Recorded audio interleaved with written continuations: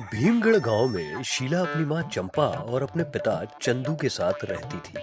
शीला दिमाग से थोड़ी पागल थी। उसे करने को कुछ कहो तो करती कुछ और थी। और कहते हैं ना कि एक पागल इंसान को आम लाने के लिए कहो तो वो इमली लेकर आता है। ठीक उसी तरह शीला का दिमाग भी थोड़ा पागल सा था। उसकी ऐसी हरकत देखकर उसकी माँ चंपा अपने पति चंदू से बोलती है, हे भगवान, अगर हमारी बेटी का यही हाल रहा तो हमारी बेटी से शादी कौन करेगा। अरे चंपा, तू चिंता मत करो। भगवान जो भी करता है अच्छे के लिए करता है। वैसे मैंने अपनी बेटी के लिए एक विकास नाम के लड़के का रिश्ता देखा है और वो लड़का काफी समझदार भी है। अरे समझदार तो है, लेकिन हमारी बेटी समझदार नहीं है ना। चंपा, तुम हमारी बेटी की चिंता मत करो। अगर उसके लिए भगवान ने इतना अच्छा लड़का देखा है तो जरूर वो हमारी बेटी को संभाल लेगा। इतना कहकर चंदू सो जाता है और अगले एक हफ्ते बाद चंदू शीला की शादी विकास नाम के एक लड़के से करवा देता है। शीला शादी करके अपने ससुराल चली जाती है और जब उसकी पहली रसोई होती है तब उससे उसकी सास बोलती है, अरे शीला बहू, जरा आलू गोभी को काट देना। अरे मम्मी जी, आलू गोभी को अगर काट दूंगी तो खून निकलेगा और मेरे माँ बाप ने सिखाया है कि किसी को दुख और दर्द नहीं देना चाहिए। ये हमारी फितरत में नहीं है, हम किसी को दुख या दर्द दें। हे भगवान, अरे वो निर्जीव है। अब चल उसे जल्दी से काट दे। अपनी सास की बातों पर शीला मुंह बनाकर आलू गोभी को काट देती है और इस तरह अब दिन गुजरने लगे। और एक दिन फिर से उसके घर में मकड़ी ने जाले बनाकर घर को गंदा कर दिया था। तब शीला की सास शीला से बोलती है, अरे बहू, मैं यहाँ किचन साफ कर रही हूँ, ऐसा कर तब तक तुम जरा मकड़ी के घर तोड़ दो। राम राम राम मम्मी जी, आप किसी का घर कैसे उजाड़ सकती हैं? वो भले ही एक छोटा सा मकड़ा क्यों ना हो, लेकिन जान तो उनमें भी है ना। बताइए, वो अपने परिवार के साथ रह रहा है। हे भगवान, मैं तेरा क्या करूं पता नहीं। किस घड़ी में मैंने अपने बेटे की शादी तुझ जैसी पागल से करवा दी। अरे अगर तुम घर के मकड़ों को नहीं हटाओगी तो घर में कर्जा होता है और ये अपना घर फिर कहीं ना कहीं बना लेते हैं। इसलिए मैं इनको बेघर नहीं कर रही, बल्कि ये चाहती हूँ कि ये घर के बाहर जाके कहीं घर बनाएं। समझी कि नहीं?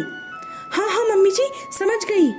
और इस तरह अब शीला अपने घर में बुने मकड़े के जाल को हटा देती है। शाम को जब सभी लोग बैठकर चाय पी रहे थे तभी उसकी सास शीला से बोलती है, शीला बहू, सब लोग चाय पी रहे हैं, तुम जरा टीवी चला दो।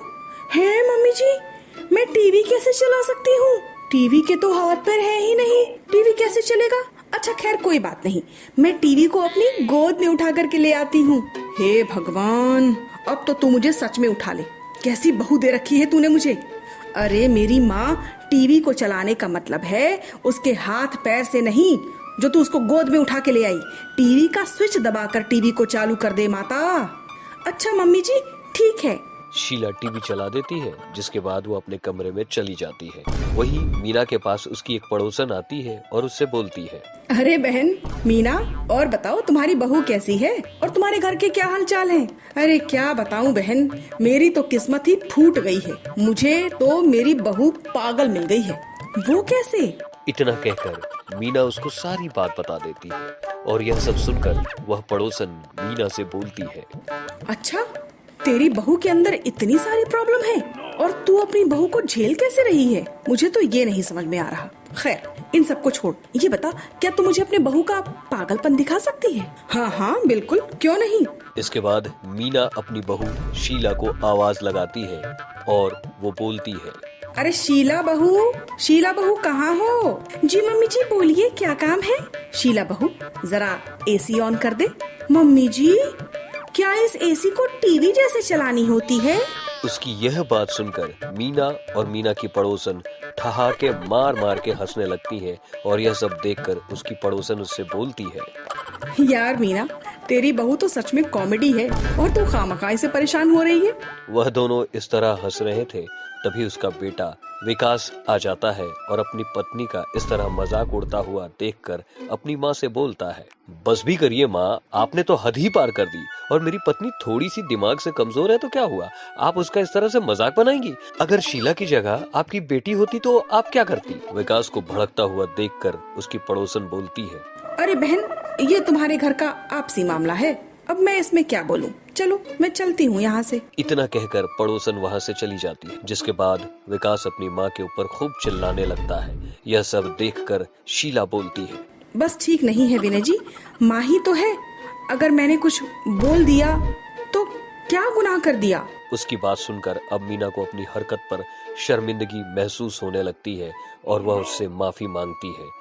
शीला भी अपनी सास को माफ कर देती है और उसके बाद सभी एक दूसरे के साथ खुशी खुशी रहने लगते हैं।